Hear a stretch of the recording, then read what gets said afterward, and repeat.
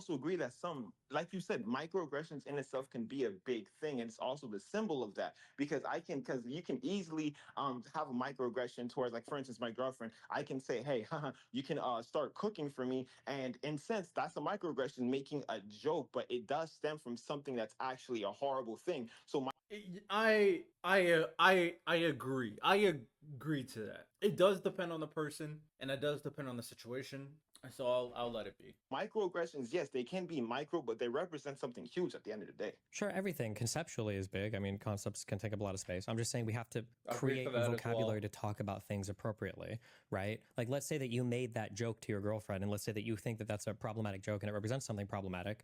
There's a difference between you making that joke versus you telling her to cook some food for you. And then if she doesn't, you're going to go upside the head with a brick and beat the shit out of her until she's barely breathing because she didn't cook. Well, at that point, that's not a microaggression. That's just sexism, right? That's a threat. Not. I'll let it continue. This might be more interesting than I expected. Right. We can't say that these two things are both huge problems. We have to have different adjectives to describe the scale of the difference between these two actions. Well, the second action is not a microaggression, it's a threat and it's sexist, right? The first thing is a microaggression, and the term is microaggression. However, the problem, which I think this is what Destiny's alluding to, is when we treat microaggressions equal to a threat. It's not about the severity of the action being equal. It's the severity of the reaction can be equal. That's the key component here. Because if you say something simple, something as simple as you go, I heard this recently, so I do think this is a perfect example. Shout out, Pick a Side, very, very good, very entertaining sports podcast.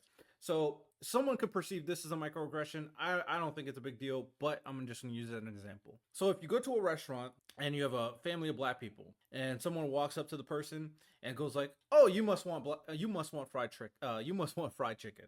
That's a microaggression for sure, because it's a micro thing being said that could elicit an aggressive response. Okay, so you have a situation like that, and then you have a situation where someone comes up, a different person comes up to the same black family and goes like, "You bunch of monkeys, I don't want you here. Get your fried chicken."